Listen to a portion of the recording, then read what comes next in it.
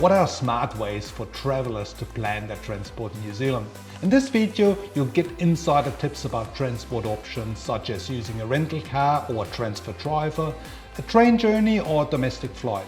I'll show you how to get the most out of your valuable time and travel budget while holidaying in New Zealand. Hi, my name is Michael Nees. I'm a New Zealand travel designer. My goal is that fellow travelers get their trip of a lifetime when planning their vacation in New Zealand. I also provide some sample travel itineraries to help you get started. So let's look into the details. Car rentals in New Zealand. New Zealand is a self-drive paradise. Therefore, most travelers will use a rental car as their primary get-around. A rental car is a great way to explore New Zealand. You will be able to stop along the way and create a flexibility while traveling. Here in New Zealand, we drive on the left-hand side of the road, so most Northern Hemisphere drivers will need to adjust to that system. But don't worry, you will be surprised how quick this happens. Also, most rental cars come with an automatic transmission, which enables you to focus on the road.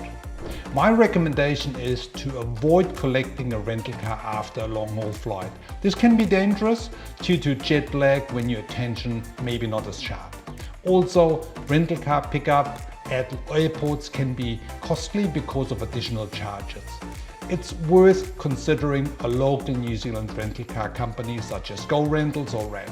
These companies tend to offer better value for money with their rental rates. They have fewer depots around the country, but you can save yourself thousands of dollars in additional fees such as one-way, GPS, airport pickup, etc.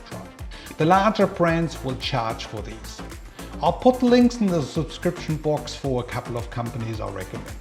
Another great advantage is that those smaller operators offer south to north special rental rates throughout the year. So a pickup in Christchurch, South Island and drop off in Auckland, North Island. Another key advantage of smaller operators is they also will allow you to take the rental car onto the ferry when you are traveling between the North and South Island. The major brands will not allow this and have depots on the ferry terminals in Picton and in Wellington. The overall magic with rental cars is that you can actually combine them with domestic flights and a train journey, but we'll talk about those options later in the video. Motorhome travel in New Zealand. Traveling in New Zealand with a motorhome is different than driving with a rental car. There are a number of reasons for this. Firstly, there are far fewer pickup and drop-off depots. These are mainly in Auckland, Wellington, Christchurch and Queenstown.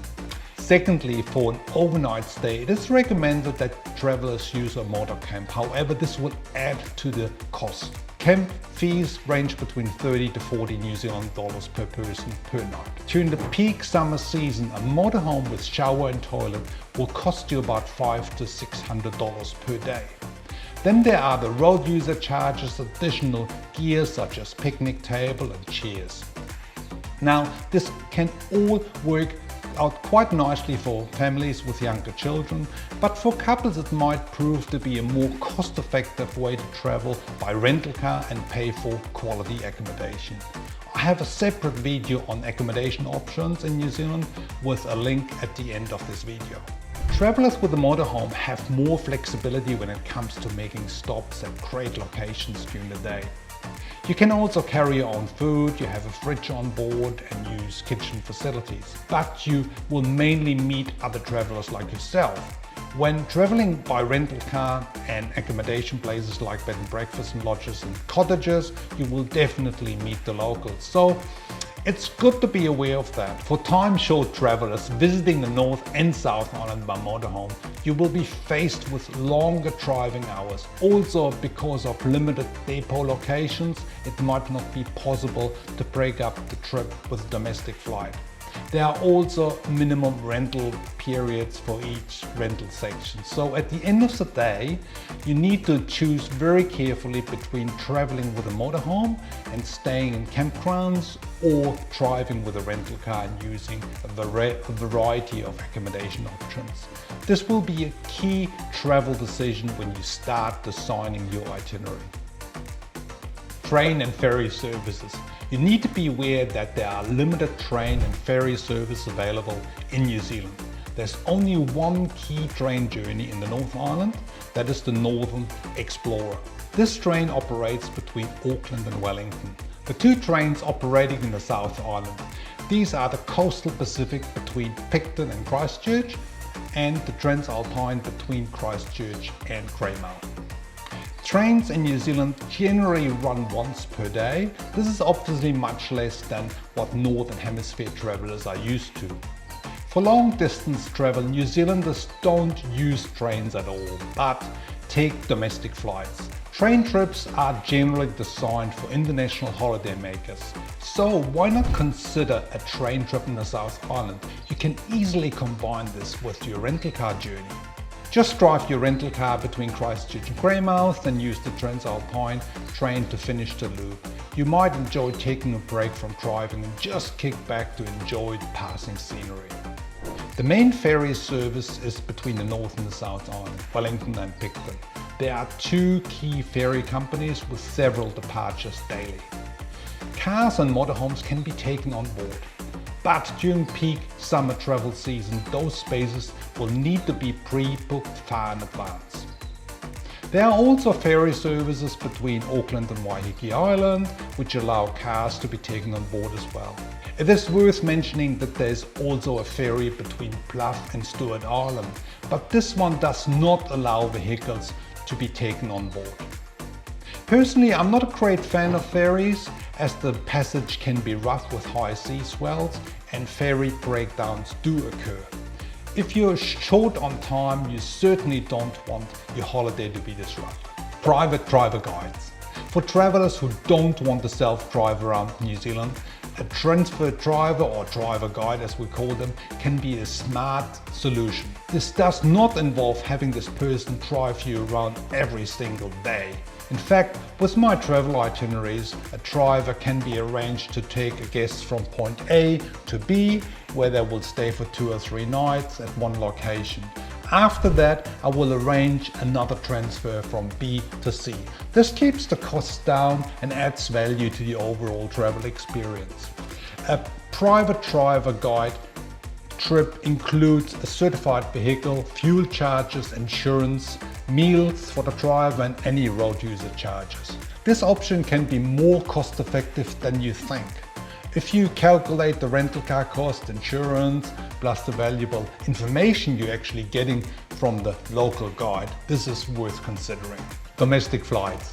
Domestic flights are very common for New Zealanders to take. They do save you time and money, especially if you book early. I'm pleased to say that we have many good flight connections around New Zealand, even to smaller places and regions. By combining a rental car or a private driver with a domestic flight, you definitely save time for other travel experiences around New Zealand. Again, if you plan and book your itinerary 6 to 8 months in advance, you get superb airfares. I recommend to purchase fully refundable ones, which are only a fraction of cost. I include 2 pieces of check-in luggage. Due to the small size, New Zealand airports are easy to navigate. Rental car depots are located at the airports or close by. Airport check-ins is 1 hour prior departure. In many cases, there's no security check required. So it all works very easy and fast. The main New Zealand airline is Air New Zealand, which has an extensive regional network. We also have Jetstar, but they serve only very few airports.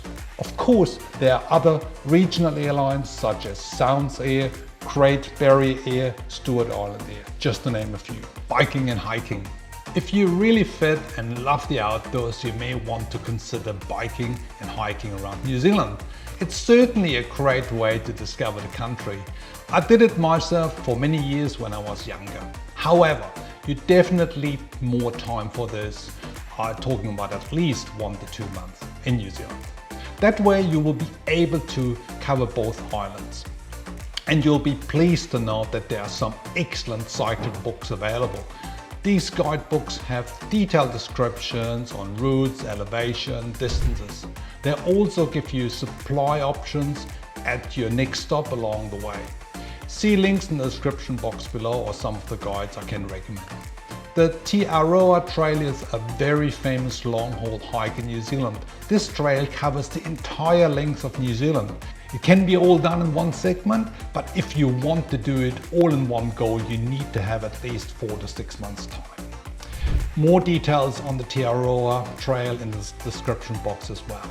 As a summary, most travelers choose a combination of transport options. This really is the perfect way to make the most out of your time and money while traveling New Zealand. As a starting point for planning your trip to New Zealand, I've put a few sample itineraries into the description box as well.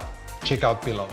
If you find this video helpful, hit the subscribe button below, thumbs up to stay connected for more helpful New Zealand insider travel tips. See you in the next video.